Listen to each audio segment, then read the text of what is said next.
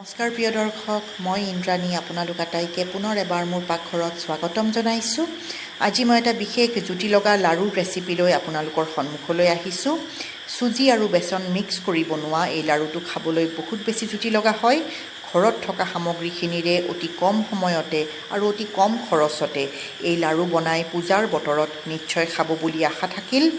ৰেচিপিটো ভাল পাইছে যদি লাইক আৰু শ্বেয়াৰ কৰিবলৈ নাপাহৰে যেন। যিবোৰ দৰ্শক আজি প্ৰথমবাৰৰ বাবে মোৰ চেনেলত আহিছে, এইদৰে সুস্বাদু ৰেচিপিবোৰ চাই থাকিবৰ কাৰণে চেনেলটো অনুগ্ৰহ কৰি ছাবস্ক্ৰাইব কৰিবলৈ নাপাহৰে যেন। আহক তেনেহ'লে বনোৱা আৰম্ভ কৰোঁ আজিৰ এই জুতি লগা ৰেচিপিটো।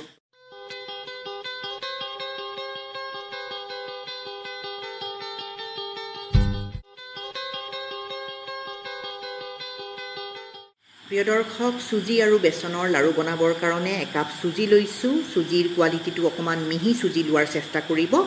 আৰু এয়া লৈছোঁ একাপ বেচন। যিমান চুজি সিমান পৰিমাণৰে বেচন। এতিয়া কেৰাহীখন গৰম কৰি লৈছোঁ। গেছৰ ফ্লেমটো চিমত ৰাখি চুজিখিনি খুব ভালদৰে ভাজি ল'ব লাগিব। অলপো সময় এৰি দিব নোৱাৰে। লৰা-চৰা কৰি চুজিখিনি অকণমান ক্ৰিস্পিনেছ অহালৈকে ভালদৰে ভাজি ল'ম। চুজিখিনি সম্পূৰ্ণৰূপে ভাজি হওঁতে প্ৰায় 10 মিনিট সময় লাগি গৈছে।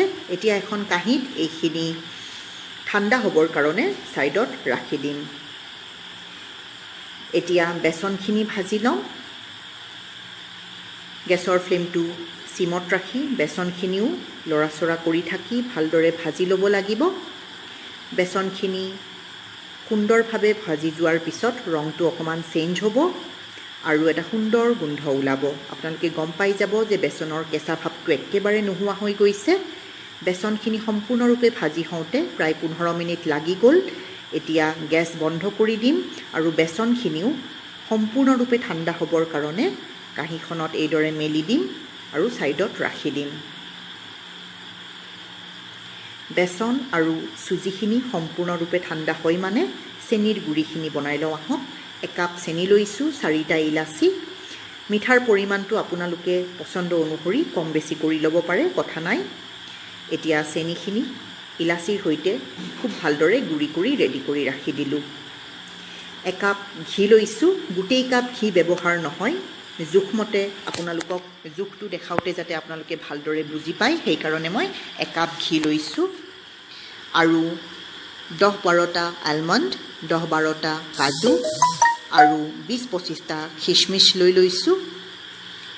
আলমণ্ড, কাজু মই ব্যৱহাৰ কৰিছোঁ খিচমিচৰ লগতে। আপোনালোকে যি ড্ৰাই ফ্ৰুটছ ভাল পায় ব্যৱহাৰ কৰিব পাৰে। আলমণ্ড আৰু কাজুখিনি মিহি মিহিকৈ কাটি ল'ম আৰু এতিয়া এইখিনি ভাজিম। তৰকা পেনখনত 4 টেবুল স্পুন ঘি গৰম কৰি ল'লোঁ। গেছৰ ফ্লেমটো চিমত ৰাখি কাজুখিনি ভালদৰে ভাজি ল'ম। বেছি সময় নালাগে, 1 মিনিটতে হৈ যাব। ৰংটো অকণমান গল্ডেন কালাৰ হওঁতে কাজুখিনি উঠাই থৈ দিলোঁ। বাদামখিনিও ভাজি ল'ম। 1 মিনিটতে হৈ যায়, বেছি সময় নালাগে। লাড়ুত ড্ৰাই ফ্ৰুটছ দিলে এইদৰে নিশ্চয় ভাজি ব্যৱহাৰ কৰিব। খাই জুতি পোৱাৰ লগতে বহুত দিন টিকি থাকে, বেয়া নহয়। এতিয়া গেছৰ ফ্লেমটো বন্ধ কৰি দিছোঁ। গেছ অফ কৰি খিচমিচকেইটা ভাজি লৈছোঁ, কাৰণ খিচমিচকেইটা বৰ সোনকালে ভাজা যায়, ডুৱাই যোৱাৰ চান্স থাকে। এতিয়া গোটেই কাপ ঘি এইখিনি ঘিত মই যোগ কৰি দিলোঁ আৰু ঘিখিনি এতিয়া গেছৰ ফ্লেমটো একেবাৰে চিমত থৈ মেল্ট কৰি ল'ম আৰু ঘিখিনি সম্পূৰ্ণৰূপে ঠাণ্ডা হ'বৰ কাৰণে ছাইডত ৰাখি দিম। এতিয়া চুজি আৰু বেচনখিনি সম্পূৰ্ণৰূপে ঠাণ্ডা হৈ গৈছে প্ৰিয় দৰ্শক, যাতে অকণো গৰম হৈ নাথাকে।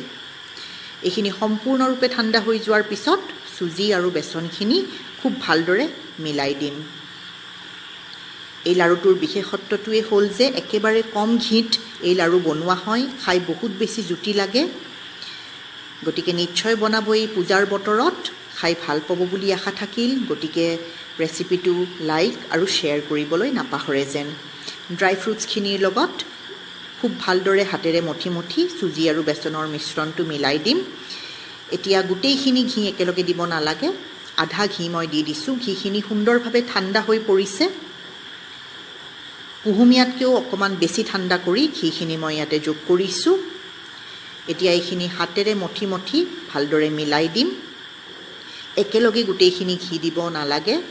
বেছি ঘি হৈ গ'লে লাড়ু বান্ধিব আপোনালোকে দিগদাৰ পাব, কোমল হৈ পৰিব, ভাল নালাগিব।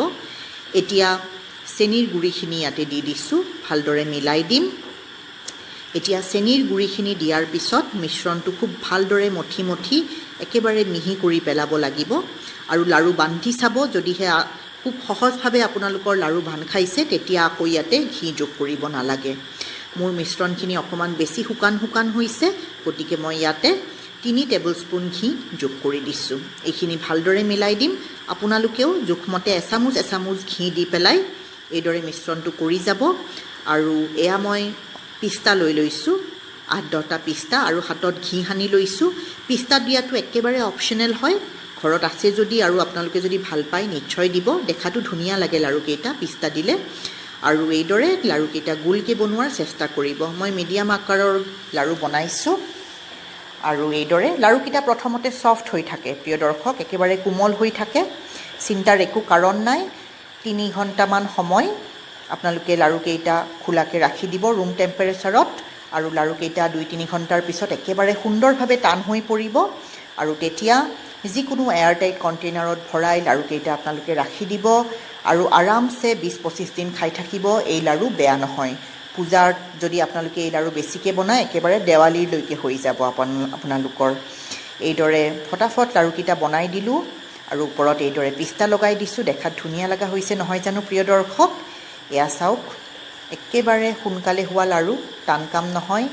দেখাত যিমান ধুনীয়া তাতকৈ বহুত বেছি জুতি লগা হৈছে। নিশ্চয় বনাব। এতিয়া এইদৰে মই লাড়ুকেইটা আপোনালোকৰ সন্মুখত বনাই দেখাইছোঁ। সুন্দৰভাৱে ঠাণ্ডা হ'বৰ কাৰণে ইয়াক 2-3 ঘণ্টা এইদৰে থৈ দিম মই ঢাকি পেলাই। বাহিৰত থ'লেও হ'ব, আৰু আপোনালোকে যদি সোনকালে ঠাণ্ডা হ'ব বিচাৰিছে ফ্ৰিজতো থৈ দিব পাৰে। ফ্ৰিজত থ'লে 1 ঘণ্টাতে টান হৈ পৰিব। আৰু টান হোৱাৰ পিছত আপোনালোকে এয়াৰটাইট কণ্টেইনাৰত ভৰাই ইয়াক ৰাখি দিব।